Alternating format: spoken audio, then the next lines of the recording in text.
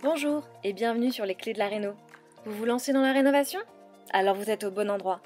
Les clés de la réno, c'est le podcast qui vous accompagne tout au long de votre projet pour aménager et décorer la maison ou l'appartement qui vous correspond. Je suis Alison, aujourd'hui architecte d'intérieur et décoratrice. Je vous propose ici mes conseils et mes astuces pour transformer votre projet en un intérieur beau, chaleureux et fonctionnel dont vous serez fiers. Je suis passée par là. Je sais ce que c'est que de devoir gérer une rénovation en plus de son quotidien. C'est pas toujours une partie de plaisir, mais ça en vaut tellement la peine au bout du compte. Seul ou avec un invité, laissez-moi vous aider à simplifier les étapes, vous apporter les clés dont vous avez besoin pour que votre projet se passe au mieux. Imaginez, vous saurez enfin par où commencer et comment faire les bons choix. Retrouvez-moi aussi sur Instagram, c'est tout simplement les clés de la réno podcast pour encore plus de partage et de retour d'expérience. Allez, on y va ?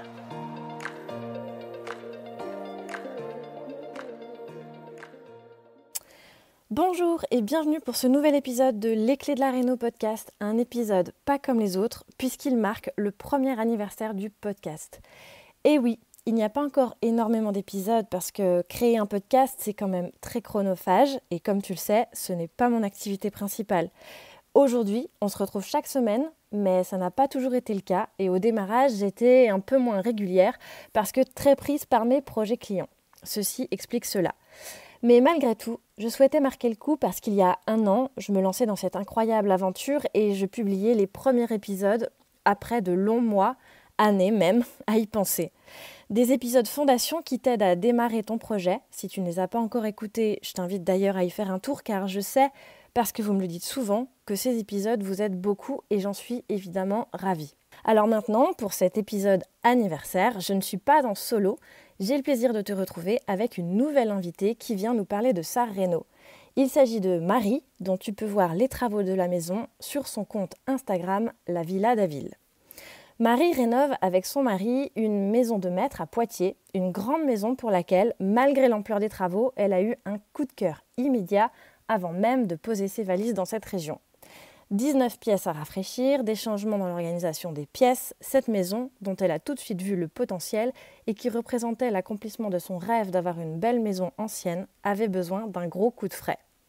Marie s'est donc retroussé les manches et, accompagnée de son artisan bienveillant, elle s'est plongée dans les travaux alors qu'elle n'y connaissait rien. Elle a engagé beaucoup de choses seule, refaire les enduits, poser des moulures, poncer les parquets et l'escalier, repeindre l'intégralité des espaces, parfois à des hauteurs incroyables, elle nous le raconte dans l'épisode. Et elle nous raconte aussi comment elle y a pris goût au fur et à mesure et comment elle s'en est chargée seule, pour la plupart, alors que son mari n'est pas bricoleur, et comment ils ont trouvé leur équilibre dans ce projet en se répartissant les tâches autrement. Ce qui m'a plu avec ce projet, c'est évidemment comment on peut se lancer dans les travaux sans même avoir touché un pinceau de sa vie, et surtout, comment on peut le faire alors que son ou sa partenaire de rénovation n'est pas bricoleur et n'a pas l'intention de s'y mettre. Parce que oui, les travaux, c'est comme tout, ça peut pas plaire à tout le monde. Et tu vas le voir, malgré l'ampleur de la tâche et la solitude parfois ressentie par Marie dans son projet, elle a su garder une attitude positive incroyable.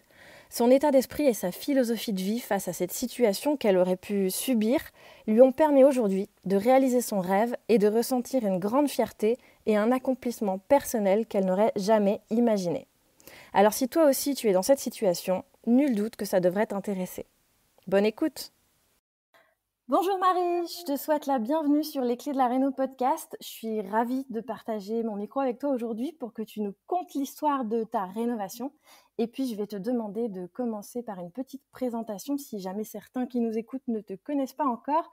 Peux-tu nous dire un peu qui tu es, avec qui tu vis dans cette maison et où elle se situe ? Alors, bonjour Alison, c'est un grand plaisir d'être avec toi ce matin. Je te remercie pour cette invitation, Avec c'est très plaisir. chouette. Alors moi, pour me présenter, je suis Marie, je gère le compte Instagram La Villa des Villes, qui est donc le compte de la rénovation de notre maison. Je vis avec mon mari Benjamin et notre petit coquin Oliver.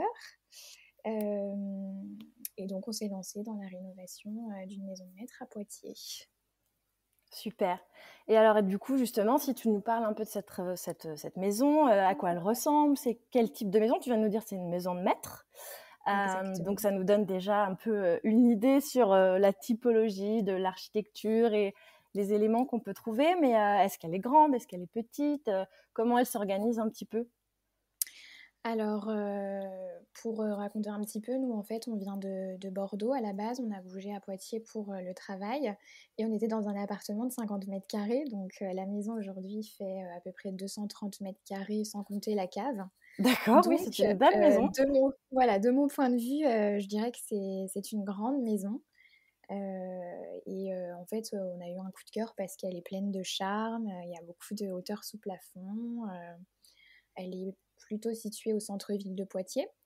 Donc voilà, on aime ce petit, côté un peu citadin, pas de jardin, donc on n'a pas trop la main verte, donc ça nous allait très bien. Et puis en termes d'architecture, en fait, on a flashé sur cette maison, parce elle est assez ancienne, hein, on n'a pas de datation exacte, mais paraît qu'elle aurait plus de 100 ans. Mmh. Et en fait, on retrouve des traces d'architecture. Alors apparemment, c'était un élève de l'architecte Husseau, qui était très connu à l'époque. Euh, et voilà, c'est ce qui nous a vraiment fait craquer sur cette maison, pour le coup, qui est assez atypique. D'accord. Et comment vous l'avez trouvée alors finalement? Donc vous avez changé pour raison professionnelle, vous avez déménagé pour raison professionnelle. Vous l'avez tout de suite recherché quand le projet s'est confirmé? Alors, c'est assez atypique, hein, comme anecdote, mais quand on a appris qu'on était tous les deux mutés sur Poitiers, j'ai confié à ma maman, du coup, que je voulais absolument acheter une maison. C'était vraiment un rêve d'enfant. Et donc c'est ma mère qui a recherché, un petit peu parce qu'elle adore ça, faire des petites recherches et en fait, elle l'a trouvé sur Leboncoin. Elle m'a envoyé, 2-3 annonces parce que le marché de l'immobilier, je pense un petit peu comme partout, en tout cas sur Poitiers, c'est un petit peu rétréci pour le coup Mmh. depuis le covid et en fait, elle m'a envoyé ce lien, j'ai regardé, je me suis dit: «C'est la maison de mes rêves». Donc j'ai contacté, l'agence, immobilière et en fait, pas eu de réponse tout de suite, donc je me suis dit: «Bon, voilà, tant pis» et un matin, l'agent immobilier m'appelle et me dit: «Bon, bah, on peut faire une visite, de la maison». Donc là, je me dis: «Bon, trop chouette», donc on est à 2 heures en voiture et il me propose donc il me dit: «Il faut quand même la faire assez rapidement». Il me propose une date et mon mari, à ce moment-là, est, en Hongrie pour, déplacement pro. Donc je me dis: «Bon, bah, je vais aller la visiter toute seule» et je suis allée donc avec, 2 copines à moi et je l'ai visitée. Coup de cœur immédiat, donc à savoir qu'elle était vraiment dans son jus, Mmh. vraiment dans son jus. Mais voilà, ça s'explique pas. Je me suis dit: «C'est celle-là». Je prends pas le risque de la laisser filer. Je dis: «Bon, bah, je vais faire une offre un petit peu en dessous du prix et puis on fera une contre-visite, éventuellement avec Benjamin, mon mari» et Ah, tu te lances direct, effectivement, tu te lances dans la proposition sans être exactement, sûre que finalement elle va lui plaire, c'est ça? exactement. Mais bon, après, notre couple, fonctionne comme ça, on se fait confiance et pour le coup, c'était vraiment mon rêve, quoi, d'acheter une maison de maître. Donc voilà, on s'est dit: «On se lance» et j'ai fait la proposition qui a été acceptée. Donc on a fait une contre-visite et puis voilà, ça a été accepté et coup de cœur partagé pour Benjamin. Donc nous voilà, propriétaires de cette grande maison avec plein de travaux à faire. Donc ça a été assez rapide finalement. Avant même que vous ayez à changer de ville, vous l'avez trouvée tout de suite? Complètement. En fait, on s'est retrouvés, bah, à acheter une maison à 2 heures de chez nous, mais voilà, ça a été vraiment l'évidence et dans notre vie, ça fonctionne en général comme ça, c'est que dès que c'est simple, c'est que ça nous attend, donc on a foncé, Oui, quoi. c'est ça. Faut pas se poser de questions quand ça se présente comme ça à nous. Exactement. Souvent, c'est des processus un peu compliqués, les achats, les négociations et cetera et là, comme c'était, d'une simplicité sans nom, on s'est dit: «C'est pour nous», quoi. Et alors à quoi elle ressemblait justement? Tu nous dis qu'elle était dans son jus, quand vous l'avez achetée, comment elle était? Alors en fait, à savoir que cette maison, elle a elle a abrité avant les anciens propriétaires, c'était des bureaux. une boîte d'informatique, donc rien à voir. Et en fait, les propriétaires sont arrivés et ont dû un petit peu la réhabiliter rapidement parce qu'ils avaient une grande famille, donc ils ont fait ça assez rapidement. Et ce qui nous a frappé, enfin moi, c'est vraiment ce que j'ai remarqué tout de suite, c'est un gros potentiel, mais l'agencement pas du tout cohérent.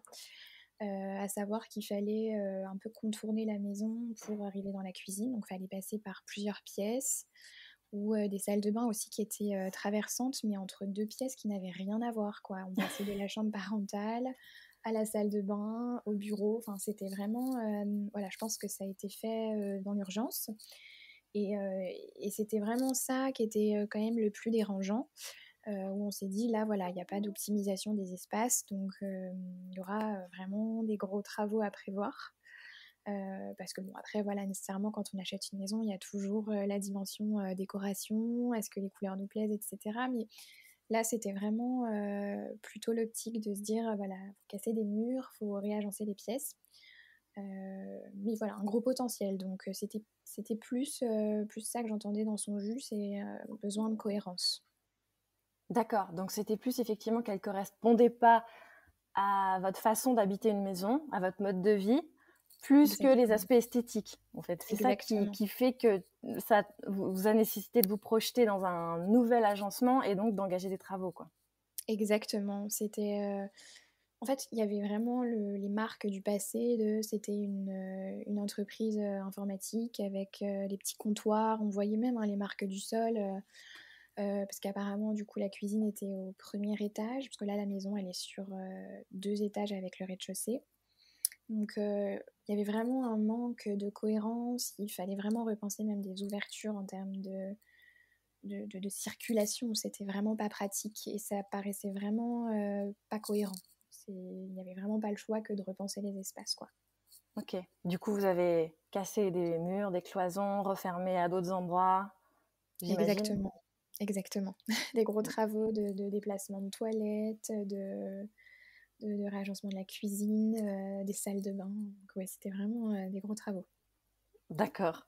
Bah alors justement, si tu peux nous les lister un peu, qu'est-ce que vous avez fait, quels travaux vous avez engagés et peut-être aussi ce que vous avez délégué à des artisans, ce que vous avez fait vous-même, pourquoi ce choix, enfin comment vous l'avez fait entre déléguer et faire vous-même. Mm. Alors pour le coup, moi c'était mon rêve que d'avoir une maison de maître, avec beaucoup de cachets. J'ai vraiment la passion des belles bâtisses.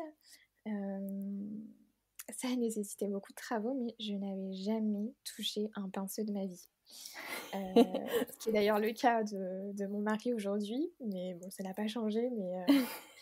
Donc on s'est dit bah, qu'il fallait nécessairement déléguer tout ça. Et en fait, c'est le jour de la visite où l'agent immobilier me dit, moi j'ai un contact à vous donner. Donc bah, on se dit, bon, bah, on va voir avec ce monsieur. Et à quelques semaines près d'ailleurs, il aurait refusé notre chantier, hein, parce que bon, ils sont très demandés.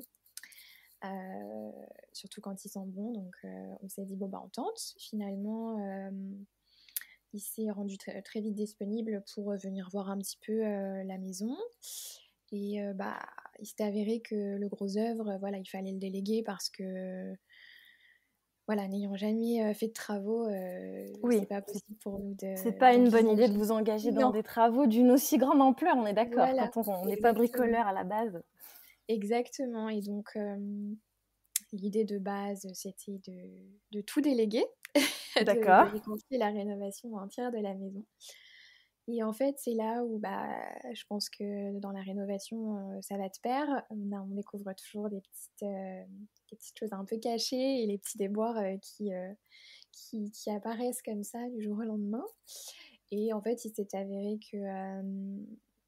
que ça prenait énormément de temps, que ça a été très difficile de vivre dans une maison en chantier. Parce que là, on a compté à peu près 19 pièces dans la maison. Et en fait, aucune n'était vraiment habitable dans le sens où c'était extrêmement sale. Enfin, c'est vivre en chantier, tout simplement. Mm. Donc, on avait cantonné au départ aux pièces de vie sur le rez-de-chaussée. Mais ça a été très compliqué de se dire voilà, qu'on allait vivre comme ça pendant de longs mois.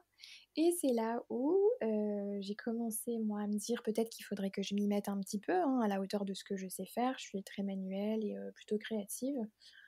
Donc à partir de là, je me suis dit, pourquoi pas commencer déjà par, restaurer un ou 2 meubles, donc rien à voir avec les travaux. Mais je me suis dit, ça peut, peut-être me permettre de voir si j'ai la fibre et puis, bah, voilà, de là, je me suis vraiment pris de passion pour ça. Donc c'est plutôt ce que j'appelle des travaux de rafraîchissement finalement. C'est pas du gros œuvre, c'est pas la rénovation comme on peut l'entendre vraiment, à proprement parler. Alors, Heu, ça fait partie de la rénovation quand même, c'est ouais, indispensable. c'est Mais oui, sûr, tu es mais plutôt allée sur les finitions et ouais, c'était plutôt, bah, ce que j'appelle, ouais, réenduire les murs, mmh, alors, à savoir que la maison, comme elle a été, une entreprise d'informatique, il y avait plus du tout le cachet, que pourtant mmh. elle mérite complètement d'avoir et en fait, j'ai commencé par, me dire: «Il faut absolument que je remette des moulures dans toute la maison». Donc voilà, c'était vraiment, Beau l'idée de chantier. son charme. Quand Oui, on a 19 oui. pièces, ça peut vite être un beau chantier. Complètement, complètement, surtout avec les hauteurs sous plafond. Mais c'est vrai qu'au final, bon, c'était pas,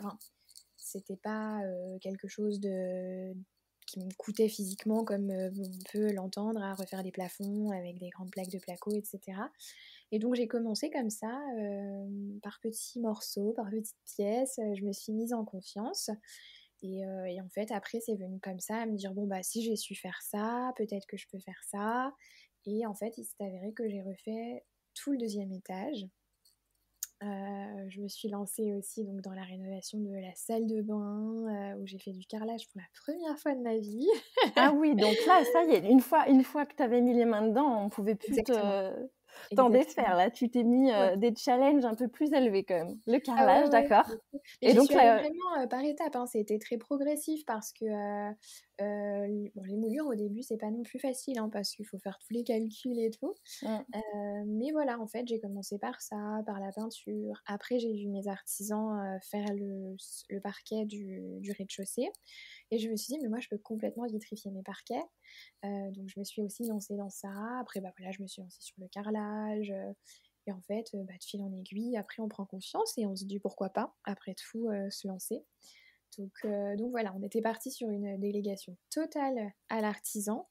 Et finalement, je me suis retrouvée à en faire aussi beaucoup, parce que bon, c'est vrai qu'il m'a aussi un petit peu, tutorée, voilà, il est très l'artisan, bienveillant. ouais. Ouais, il me prête, tout son matériel, il est toujours de bons conseils, donc voilà, c'est vrai que j'ai eu un petit mentor qui répond aussi à mes questions et qui remplit mon réservoir de confiance et voilà, du coup, aujourd'hui, on fait une sorte de co-rénovation. Voilà, le gros D'accord. œuvre pour lui et puis moi je fais tout le travail, de alors pas de finition parce que bon la peinture, les plafonds, tout ça c'est pas vraiment de la finition, c'est aussi, des travaux à proprement parler mais voilà, je suis plus sur le volet rafraîchissement et décoration quoi. Mise en beauté. Ouais. Exactement. D'accord. Donc lui, j'imagine, il a plutôt été donc sur les travaux de structure, de décloisonnement, recloisonnement, placo, électricité, plomberie, ce genre de postes, de travaux, quoi. Et toi, sur les Exactement, aspects plus effectivement, moulure, parquet, peinture, exactement, exactement. Ça c'est, moi je suis pas enfin déjà, voilà, je suis assez petite, j'ai pas trop de force donc le placo, tout ça, c'était pas envisageable et l'électricité, c'est pas du tout, du tout, du tout mon truc. oui, bah, faut aussi savoir un peu ce qu'on fait, hein, c'est sûr. Ouais, complètement, c'est, quand même quelque chose qui peut aussi être dangereux donc voilà. Nous, ça a été en tout cas notre philosophie, on s'est dit: «Tout ce qui touche à la structure de la maison, pas le choix, il faut que ça soit quelque chose de sécure», donc on délègue et après pour le reste, ce qui est décoratif et pas essentiel, on va dire, je reprends à ma charge. Du coup, c'est toi qui as poncé tous les parquets, l'escalier, Exactement. Bah, faut savoir quand même que c'est des gros postes de dépenses. mmh. Heu et que, c'est complètement, gérable en fait, de le faire, soi-même. Alors c'est physique, c'est, un peu redondant, Mais voilà, après, moi, j'aime beaucoup travailler les matières brutes. Donc voilà, ça a finalement été un vrai plaisir de le faire. Heu et heu et en plus de ça, bon, c'est vrai que moi, j'ai fait le parti pris de pas louer de machine, parce qu'on se met beaucoup de pression, je trouve, en se disant: «Vite, je la loue à la journée, à la semaine, il faut que ce soit fait». Oui, Donc c'est voilà. contraignant sur le timing, ouais. Ouais, je pense que, le travail de rénovation, c'est déjà quelque chose qui met beaucoup de charge mentale et de pression et Mmh. si on peut se l'éviter, voilà, je pense qu'aller à son rythme, c'est bien aussi. Donc voilà, c'est vrai qu'au final, en faisant soi-même et en choisissant un petit peu les options et le matériel qu'on veut, voilà, ça devient quelque chose d'agréable finalement. D'accord, donc en fait, tu as pris ton temps de le faire avec une petite ponceuse, excentrique, peut-être c'est ça? Et au fur et à mesure, de ton temps libre, des week-ends, tu as avancé, Exactement, tranquillement exactement. quoi, à ton rythme? Voilà, bon, à savoir que je suis quelqu'un de passionné, par les travaux finalement. Je me suis découvert, une passion et voilà, du coup, c'est un plaisir et donc il faut un peu me stopper parce que j'ai tendance à rester dans ma bulle et à faire mes travaux non-stop. Mais voilà, c'est vrai que je fais quand j'ai le temps, et quand j'en ai envie surtout parce que bon, voilà, faut quand même garder la dimension plaisir. Oui, c'est sûr. C'est ce qui permet de garder la motivation aussi, parce que si tu le fais Oui. à contre-cœur, sur le long terme, ça devient difficile, c'est sûr. Complètement, enfin pour moi c'est la clé de la réussite sur le long terme parce que la rénovation, voilà, ça ne dure, jamais, 2-3 mois, c'est toujours sur de longs mois Mmh. et il faut se préserver et entretenir l'envie, je pense. Et ça bah, justement, ça fait combien de temps que vous avez commencé? Alors, nous on a emménagé en novembre 2021, donc ça fait un petit peu moins d'1 an et demi. D'accord.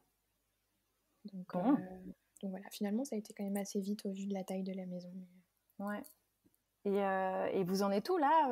Il vous reste encore pas mal de choses à faire? donc il nous reste, là actuellement la salle de bain familiale à faire.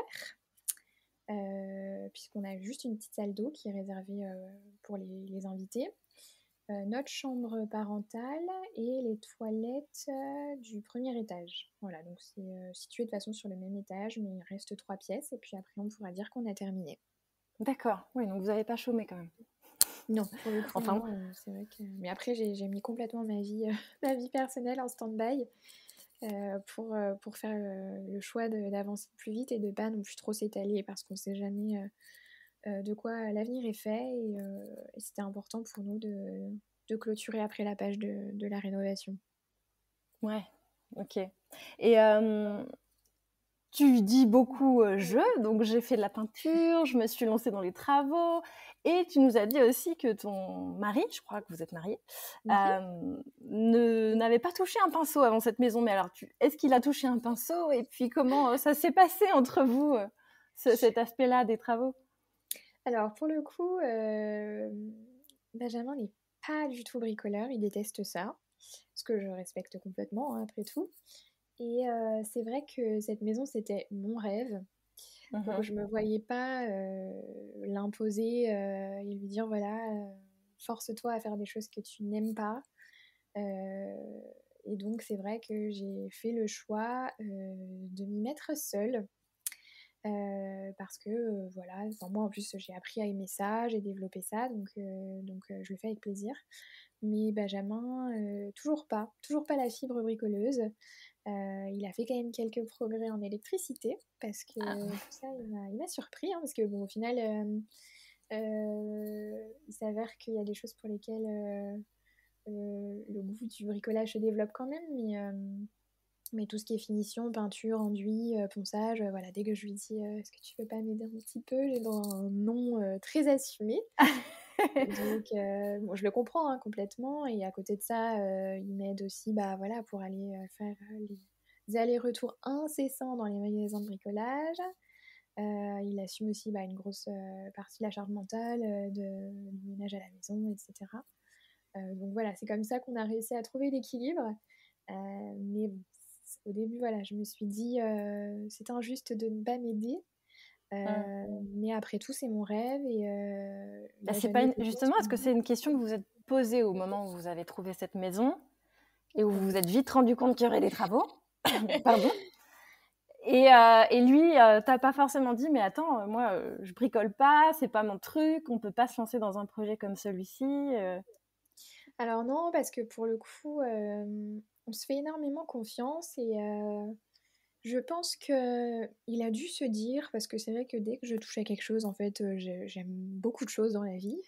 Il a dû se dire que j'assurerais, voilà, que ça se passerait bien. Et comme on avait aussi au départ dans l'idée de déléguer à notre artisan, on s'est Mm. pas du tout dit qu'on allait devoir forcément s'y mettre. Mhm. Donc voilà, on a foncé, pour le coup, on a foncé. Et je pense qu'avec le recul, j'aurais pas acheté cette maison, sachant tout ce que ça impliquait, etc.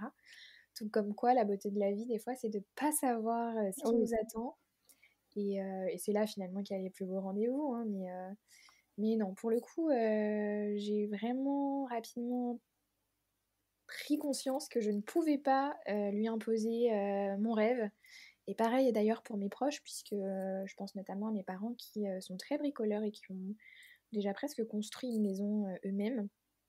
Et au début, je me suis dit, mince, j'ai pas d'aide quoi. J'ai pas d'aide. Mm. La maison, elle est sans dessus-dessous. Tout le monde nous disait, bah dis donc, et tu travailles, hein. Et je me suis dit, personne vient nous aider. Et en fait, après, je me suis dit, non, c'est ton aventure, c'est tes choix et tu peux pas imposer aux autres tes rêves, quoi. Donc, c'est ton histoire, ton expérience, tu te relèves les manches et on y va. Et Mm. au final, bon, voilà. Moi, Que de c'est quand bons même bilan. extrêmement courageux, je trouve, de ta part, d'avoir réussi aussi mentalement à reprendre le dessus et à te dire je peux pas l'imposer Mm. aux autres. Enfin, des fois on est comme ça tiraillé, surtout quand on est Complètement. dans le dur, que c'est Complètement. difficile Mm. et se sentir seul, effectivement, c'est aussi assez légitime. Enfin, Ouais. même si on peut comprendre que les autres, effectivement, c'est pas leur projet, donc c'est pas à eux Mm. de se retrousser les manches. Mais même quand c'est effectivement comme ça dans le couple, ça n'a pas forcément généré des tensions entre vous. Vous avez toujours réussi à trouver l'équilibre Ouais, complètement. là-dedans, Complètement parce que en fait, il a vraiment repris à sa charge toute la gestion de la maison, des courses. le quotidien, en fait. Ouais, c'est ça. Ouais, complètement. Donc au final, moi j'étais dans ma bulle à me dire j'ai ça à faire aujourd'hui et lui prenait le relais. Donc au début, ça n'a pas été facile parce que je dirais que la phase la plus difficile, ça a été cette phase où bah, notre artisan, finalement, il faisait face à des petits déboires ou des choses non prévues. Et en fait, on s'est dit, mais ça va durer 4 ans, quoi, cette rénovation, et c'était pas du tout ce qu'on souhaitait. Moi, je suis très impatiente de base, et ne pas pouvoir avoir de contrôle sur ce planning, c'était extrêmement difficile pour moi. Et c'est à ce moment-là, en fait, que ça a généré des tensions, et où je me suis dit, bon, faut que je trouve une solution. Parce que il est hors de question que ça génère des tensions dans mon couple parce que j'avais un rêve et que Benjamin n'a rien demandé et qu'en plus il m'a suivi dans ce rêve. Et c'est là où je me suis dit non, il faut que je reprenne à ma charge les choses.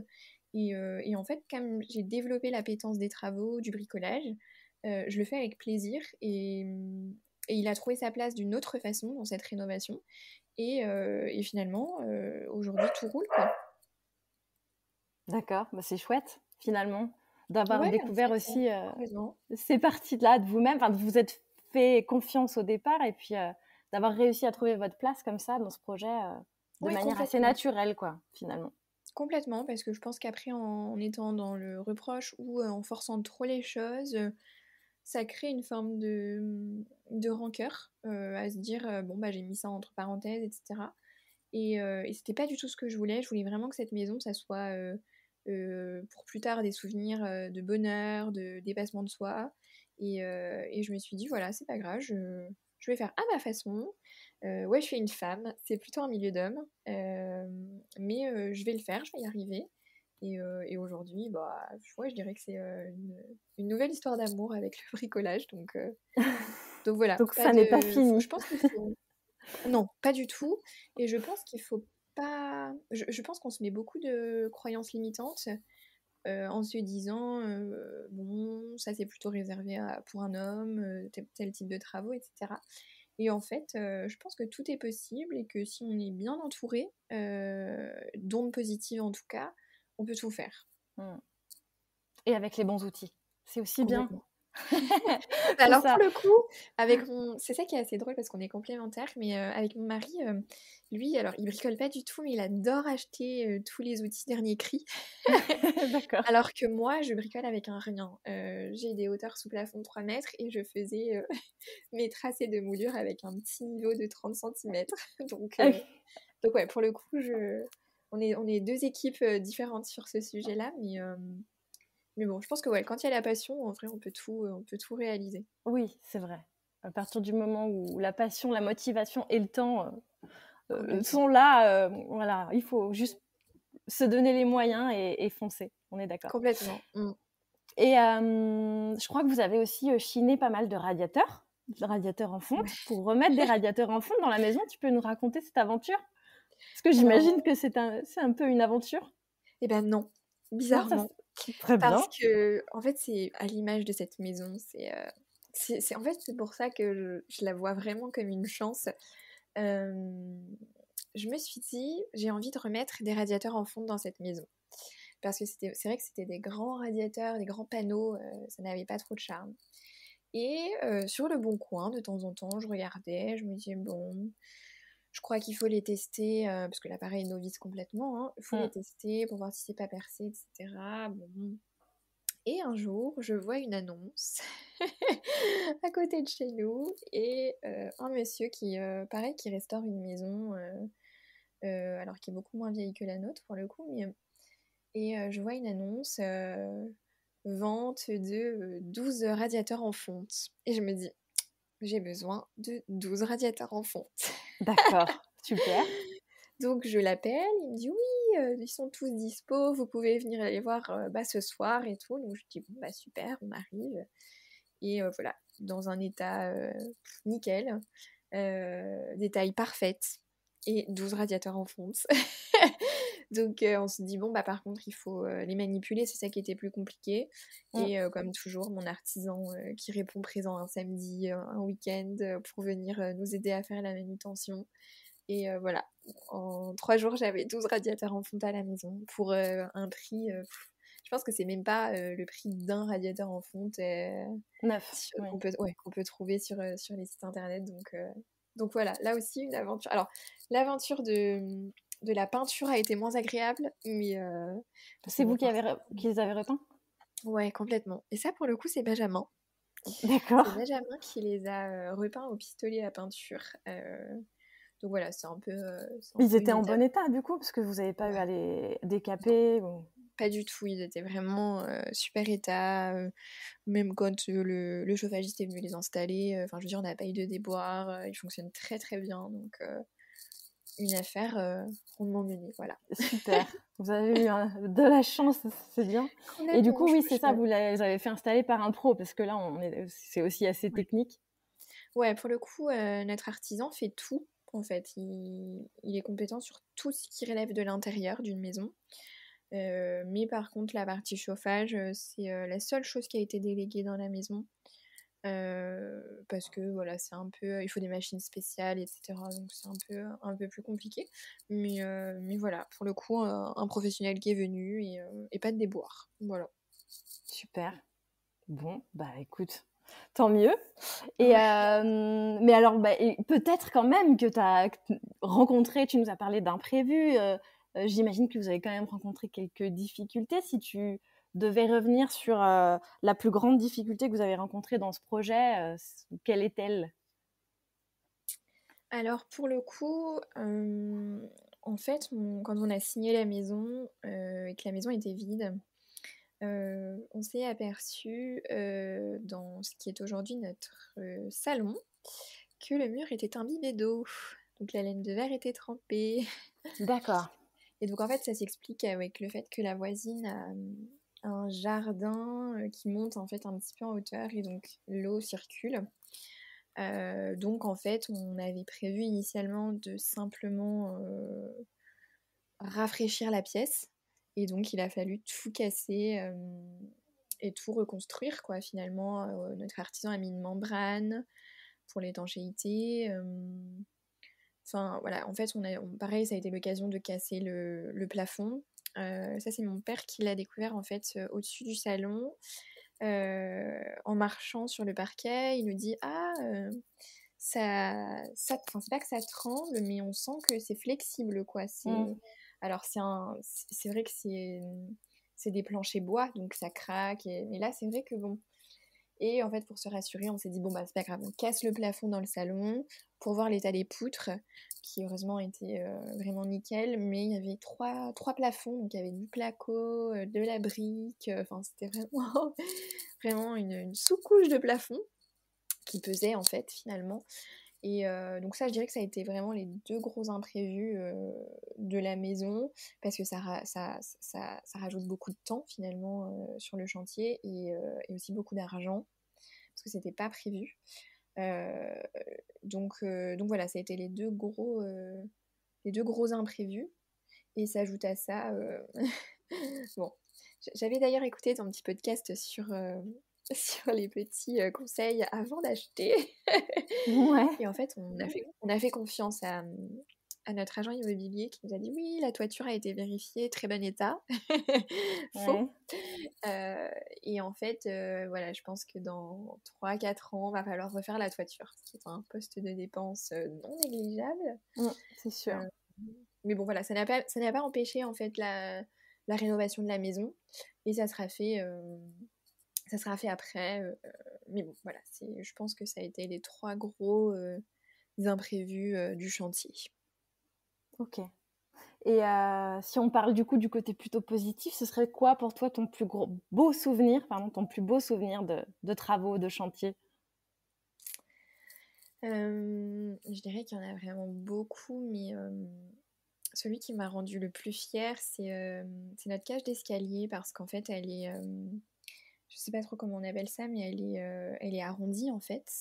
Ouais. Heu Oui, c'est un bel et il a escalier en bois. fallu je sais pas, ouais, je sais pas comment ça s'appelle, mais en fait, il y a, comme c'est sur 3 niveaux, il y a, le dernier niveau où je suis montée sur une échelle, d'extérieur pour aller peindre, faire les petites finitions sur le plafond. Et je dirais que, ouais, il y a bien 6 mètres de hauteur, et j'étais dans les escaliers, sur l'échelle. Et du coup, Benjamin, qui a aussi énormément le vertige, m'a dit: «Je peux pas être là, je peux pas être là». Donc j'étais toute seule à peindre, en hauteur comme ça. Et quand j'ai fini ma cage d'escalier, je me suis dit: «Ouais, là, c'était vraiment du dépassement de moi-même». Donc je dirais que c'est ça mon plus beau souvenir. Ça D'accord. m'a vraiment demandé, beaucoup de courage. Et ouais, je me suis dit: «Je crois que je suis capable de tout». Et ouais, c'est vraiment celui-là qui me marque. Mmh. Ce qui est beau dans ton expérience de chantier, hein, finalement, c'est qu'on voit à quel point, tu y as mis du tien, tu t'es Mmh. dépassée, tu es allée, vraiment chercher les ressources et on sent une grande fierté, ce qui est chouette, Mmh mh. je trouve. Enfin ouais, de se sentir fier de ce qu'on a réalisé et du Complètement. projet Ouais, je pense et que je pense que d'ailleurs, si on demande à tous ceux qui sont entrés comme ça dans l'aventure de la rénovation, je pense que c'est une satisfaction, qui est vraiment, brute, quoi. De se dire, que tout ce qu'on construit, c'est fait par nos petites mains, et que, enfin, moi, je me dis: «Voilà, c'est mon petit bout de monde, mon petit bout de planète, j'ai laissé ma trace». Et je pense que, ouais, le dépassement de soi comme ça, rentrer le soir du boulot en étant crevé, en se disant: «Allez, lâche pas, tu seras fière» et tout, c'est gratifiant, c'est vraiment, enfin, moi, je fonctionne énormément comme ça. Et j'adore me dépasser, j'adore, sortir de ma zone de confort. Et cette aventure, c'était fait pour moi, quoi, pour le coup. Et j'aurais pas soupçonné non plus. Et donc ouais, je pense que, ne sachant pas ce qui m'attendait, finalement, ouais, c'est beaucoup de fierté. Et je pense que, ouais, toute ma vie, je me souviendrai de ça. super. Bah, écoute, bravo en tout cas, de t'être lancée et Merci. sans savoir dans quoi tu t'embarquais, on voit Ouais, que, ça aura été, une aventure qui t'a marquée et dans la enfin et dont tu ressors, grandie donc je trouve ça chouette pour ouais, quelqu'un. ouais, bah, Hem, Si on parle du coup maintenant plus des aspects un peu déco, ambiance, ouais. qu'est-ce qui t'a inspiré? Comment tu as fait tes choix? pour avancer dans cette décoration qui est assez douce et assez fleurie, hein. C'est vrai. En fait, je dirais que j'ai depuis toute petite, hein, j'adore ça. D'ailleurs, ma mère me le disait, la déco, j'étais petite à rentrer, ma chambre, je crois que chaque semaine était différente. Hem, En fait, j'aime tout ce qui est très épuré finalement, très doux et je suis partie comme ça en me disant, «Bon, ta couleur préférée, c'est le beige, donc ne sachant pas trop comment tu vas mettre la cohérence dans la maison, pars sur des tons qui sont doux». Et en fait, après, c'est venu un peu au fil de l'eau. Tout ce qui est, par exemple, papier peint, parce que c'est un poste de dépense, hein, quand on aime, les beaux papiers peints. J'ai pris mon temps, en fait. Je pense que, comme j'attache beaucoup d'importance à la cohérence, dans la maison, la décoration et cetera, j'aime pas, passer d'une pièce, en fait, à une autre sans qu'il y ait un fil conducteur. Donc j'ai pris vraiment mon temps, sur ça et je suis partie au départ sur des choses très sobres, à me dire, voilà, je rénove, le côté déco, on verra après. Et après, voilà, pour le coup, moi j'ai la passion des fleurs, donc c'est obligatoire que j'en mette partout. Hem Et il y avait aussi des choses que je voulais absolument mettre chez moi, parce que depuis un moment, j'avais, des coups de cœur sur certaines tapisseries ou certains objets et je m'étais dit: «Voilà, ça, c'est sûr que ça finira à la maison». Et donc j'ai accumulé dans une petite pièce, plein d'objets en me disant: «Voilà, le jour où, ça trouvera sa place, je le mettrai». Et j'ai aussi du coup, fait le parti pris de restaurer aussi tous les anciens, objets de décoration que j'avais, de notre petit appartement pour essayer justement de leur donner leur place à la maison, pour, voilà, éviter aussi de jeter et puis de devoir racheter. Donc Mmh. heu donc voilà, j'ai pris vraiment mon temps pour tout ça et je pense Tu peux nous qu'aujourd'hui, donner un exemple d'un objet comme ça que tu as réinventé pour l'intégrer dans cette nouvelle maison? bah, ce qui me vient à l'esprit là tout de suite, c'est, ma petite lampe, IKEA que j'avais à Bordeaux, que j'ai eue mais, des années à Bordeaux et je me suis dit: «Mais je ne peux plus l'avoir celle-ci», et en fait, je me suis dit: «Bon, bah, c'est pas grave, je vais rebomber le pied», et après avec du papier crépon, je lui ai donné un aspect de fleurs, quelque chose d'assez fluide. Et au final, voilà, en plus elle a beaucoup de succès cette petite lampe, donc pour 3 fois rien, ça m'a permis de lui redonner une seconde vie et aujourd'hui à m'écouter, je la mettrai dans toutes les pièces Voilà, super. Et donc effectivement, il y a quand même beaucoup de couleurs, douces, des Mmh beiges, le beige rosé, un peu de rose un peu plus affirmé, mh. qui viennent se mélanger avec pas mal de papier peint fleuri. Mmh. Donc tu nous dis, tu as construit ça un peu au fur et à mesure. Est-ce qu'il y a quelque chose dans la maison, peut-être, ou dans ta déco, dans tes meubles, enfin, que tu avais déjà, qui a été le point de départ un peu de cette réflexion-là, ou ça s'est vraiment fait de manière empirique au fur et à mesure du temps? Hem, je dirais que, ça s'est vraiment fait au fil de l'eau, parce qu'en fait, au début, nous, en fait, on avait un appartement très classique à Bordeaux. Donc j'avais plutôt une décoration que je qualifierais de moderne, en fait, finalement et l'enjeu, ça a été, d'apporter une décoration qui est cohérente avec le style de la maison. Mmh. Parce que c'est vrai que moi j'aime les maisons anciennes, mais je peux aussi adorer, je sais pas, une décoration de grange ou voilà. Mais l'enjeu intellectuel pour moi, c'est vraiment, de rester dans l'esprit, du lieu que j'habite. C'est hyper important. Enfin moi j'aime vraiment la cohérence et je dirais qu'en fait ça s'est fait un peu au fil de l'eau à me dire, bah, il faut que je trouve quelque chose qui va quand même avec le style de la maison, faut pas que ce soit trop moderne, il faut pas que je m'en lasse trop. Donc en fait, je dirais que ça s'est vraiment construit comme ça sur plusieurs étapes en me disant: «Tiens, dans cette pièce, je verrais bien ça» et je chine aussi beaucoup de meubles donc au final, ça se fait progressivement. OK. Et alors, si tu pouvais nous donner quelques références de tes papiers peints, justement, comment tu les trouves? Parce que les papiers peints fleuris, il y en a beaucoup, Oui, c'est vrai. sur le marché Mmh. et ça peut aussi être, assez, comment dire? Intimidant je trouve, déjà de prendre le pas d'aller sur du fleuri, parce que c'est quand même quelque chose assez marqué. Et en plus, quand tu viens les accumuler, il y a vraiment un parti pris dans la déco à accumuler les fleurs, mais différentes fleurs. Comment tu fais pour les harmoniser? Enfin, voilà, ton rapport à ces papiers peints là. Alors pour le coup, c'est vrai qu'il y a quelque chose qui me marque beaucoup dans la décoration, c'est les inspirations scandinaves. Je suis vraiment passionnée par les intérieurs qu'on peut trouver notamment en Suède ou dans les pays nordiques. Euh, je trouve qu'en fait, ça dégage vraiment quelque chose de poétique et j'aime beaucoup ça. Et en fait, le parti pris que j'ai fait, c'est que je me suis dit, voilà, moi j'ai trop envie de me retrouver un petit peu dans cette ambiance à la maison. Donc je me suis tournée vers la très connue marque de papier peint Borasta Peter. Et Que en j'ai fait, c'est aussi chez simple. moi. Ouais. Bah, en fait, c'est simple. Moi, je crois que j'aime vraiment toutes les tapisseries qu'ils proposent. Donc, c'est vrai qu'en fait, la qualité est incroyable.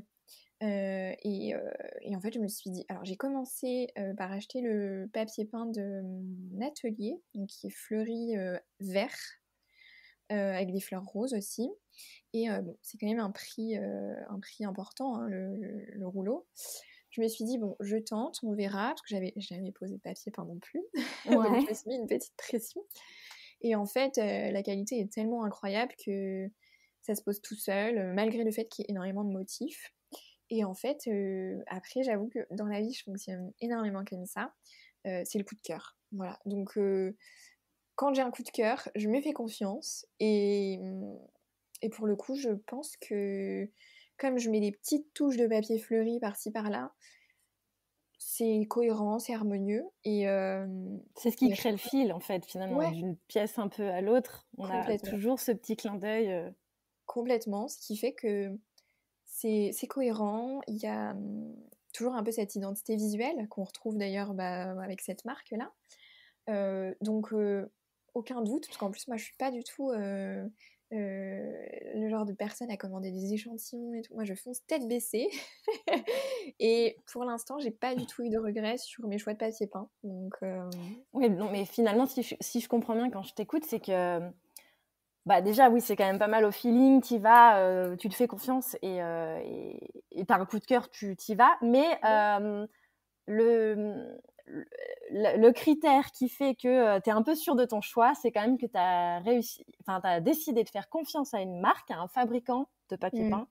Et du coup, tu es à peu près sûr quand même qu'ils vont s'harmoniser entre eux, ils vont être un peu dans les mêmes tons, un peu dans le même esprit.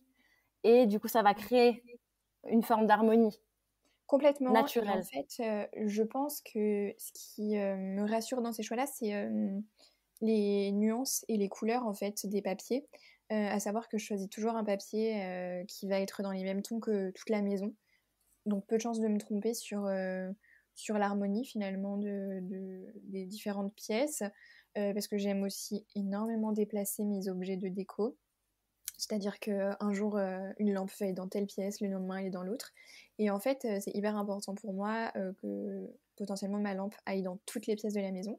Donc, je choisis toujours des papiers peints qui vont avoir les mêmes teintes. Et au final, c'est vrai que jusqu'à présent, c'est plutôt cohérent. Ok. Et on le disait, vous êtes dans des tentes plutôt douces sur l'ensemble de la maison, sauf à Mm. un endroit, la cuisine, où là, tu as pris le parti d'aller sur quelque chose d'assez marqué, puisqu'on est sur une cuisine Mm. noire. Comment elle est arrivée à toi, cette cuisine? Bah, pareil, c'était une sorte d'évidence. Je Ouais. l'explique pas. En fait, c'est vrai que je calcule pas grand-chose. Je suis toujours très spontanée et je fonce. Et en fait, je m'étais dit, j'ai trop envie d'une cuisine noire. On a des hauteurs sous plafond qui sont vraiment importantes dans la cuisine. Je crois qu'on est sur 3,50 m. Effectivement. Et le problème après, c'est que si je mets du blanc, ça va être... Ou alors il faut que je mette de la peinture pour un petit peu colorer. Et en fait, je me suis dit, moi, en fait, j'ai le souvenir de la cuisine de mes parents, donc je suis désolée maman si tu écoutes ce podcast, mais ta cuisine est immonde. Elle a 20 ans, elle est en merisier et en couleur vanille, donc voilà, moi je me suis dit, Maman, il il faut est temps de quelque refaire chose. ta cuisine.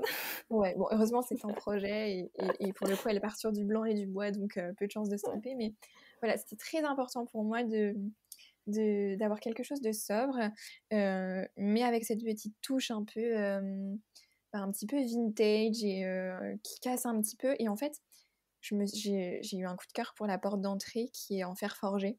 Et je me suis dit, voilà, la petite ligne directrice, ça sera les petites touches noires. Et pareil, notre artisan nous a mis dans la cuisine, à titre purement décoratif, un IPN noir. Et en fait, je me suis dit, voilà, ça va être cohérent en fait entre tout ça. Mais j'ai quand même fait le choix de prendre des meubles de cuisine en bois pour que, voilà, si jamais on regrette ou qu'on veut changer de couleur, on puisse facilement repeindre. Ok. Mais voilà, Mais donc, c'est vous qui les avez peints ou vous les avez quand Non, même non, achetés ouais. peints, Ouais, mais sur ouais. des façades en bois? Voilà, c'est ça. En fait, c'était déjà peint, mais s'il faut repeindre, c'est du bois. Donc au final, ça sera beaucoup plus simple et plus durable dans le temps, finalement. Vous l'avez pris chez qui, cette cuisine? On l'a pris chez Schmitt parce que c'est vrai D'accord. que ma maman l'avait prise là et par contre en termes de qualité c'était vraiment incroyable parce que 20 ans après elle n'a pas bougé. Donc voilà, finalement une évidence aussi et on a fait qu'un magasin de cuisine et on l'a on l'a acheté au bout de 2 rendez-vous donc Vous êtes content du complètement, résultat. Et le plan de complètement. travail est en marbre, enfin en effet marbre, non, c'est ça, il me semble.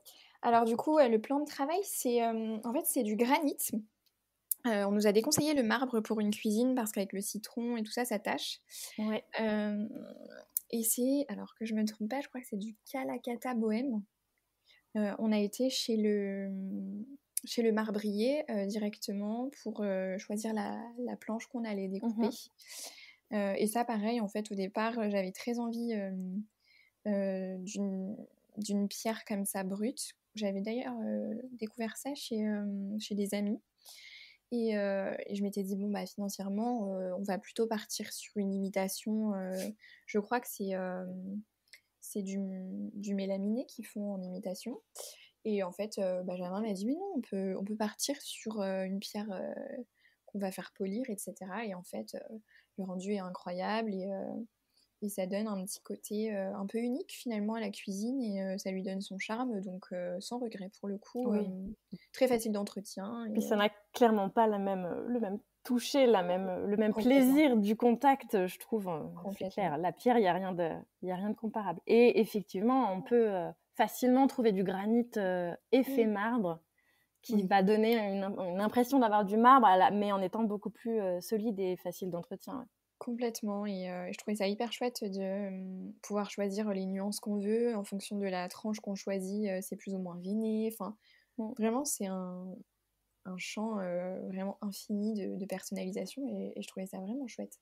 C'était une super expérience. D'accord. T'es contente de ta cuisine, donc. Ouais, Super. ouais, ouais. Bon, bah écoute, on arrive à peu près à la fin de cet épisode. Si tu devais retenir une chose, donner un conseil à ceux qui se lancent dans la rénovation aujourd'hui, quel serait-il? Euh, je dirais que c'est surtout de bien s'entourer. Parce que je pense que quand on a de bonnes ondes autour de soi, qu'on a des personnes bienveillantes, et en fait les solutions s'offrent à nous assez rapidement. Et moi en tout cas c'est ce qui a marqué l'expérience de la rénovation, c'est le soutien moral de mes proches, forcément de mon mari, et surtout mon artisan, qui est vraiment incroyable. Tu veux Et à chaque... le nommer éventuellement si Ouais, ça bah, peut profiter à certains. complètement. Bah, c'est Jimmy Girard sur Poitiers. De toute façon, je donne souvent, quand on me demande son contact, je le recommande parce que il est incroyable, il comprend tous les projets qu'on veut, et surtout, dès qu'il y a un problème, il nous trouve une solution. Enfin, c'est vraiment que du positif. Donc voilà, c'est vraiment mon conseil, c'est de bien s'entourer et ne pas hésiter à solliciter des conseils. c'est ce qui aide en fait à passer Ne le pas cap. hésiter à poser des questions. Ouais. Ouais, complètement. C'est complètement normal d'être naïf et inexpérimenté au départ et il n'y a effectivement pas de honte à avoir à poser les questions, même les plus bêtes, aux gens qui nous entourent et aux artisans en particulier, on est d'accord. Complètement. C'est vrai qu'avec Benjamin, nous, quand on va dans les magasins de bricolage, ça nous pose aucun problème d'aller voir les vendeurs, et quand on les sent passionnés sur un choix de matériel ou sur des techniques, on peut échanger des heures, et en fait, c'est un puits de connaissances, et c'est vraiment chouette de toujours apprendre, et je pense qu'on peut vraiment apprendre de tout le monde sur tous les sujets, donc voilà, faut pas hésiter. Je pense que c'est mon conseil. Super.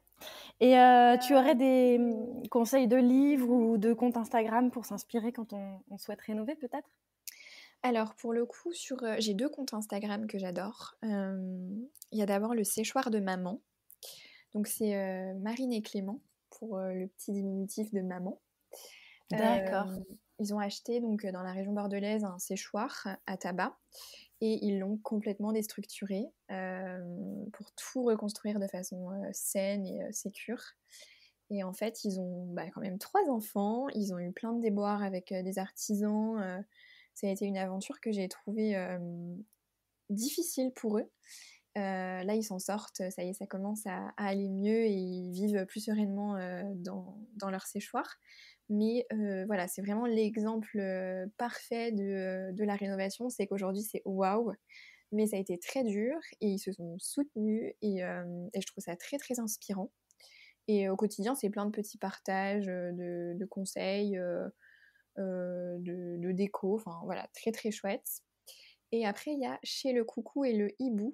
Donc ça, c'est Margot.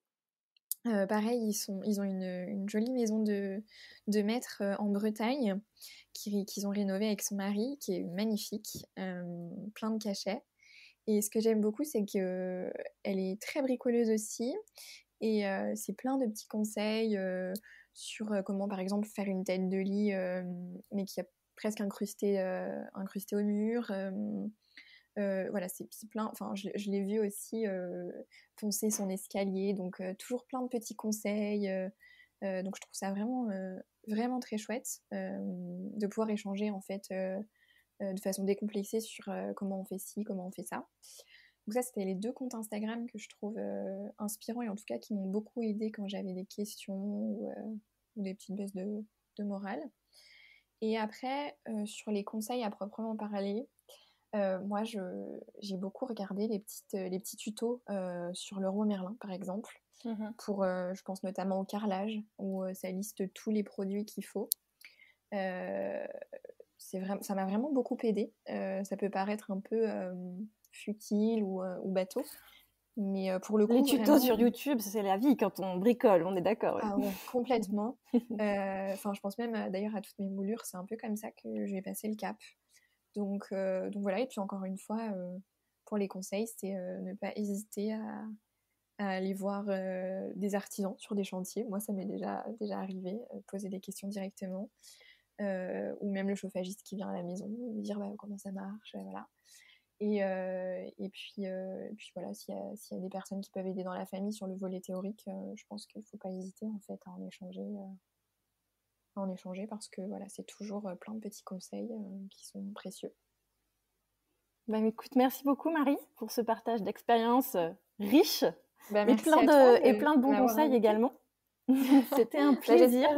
j'espère, avoir aidé, enfin pouvoir aider, des personnes qui sont en train de rénover, et leur dire que même si c'est très dur à certains moments, on s'en sort, Ouais, il faut tenir puis après on oublie.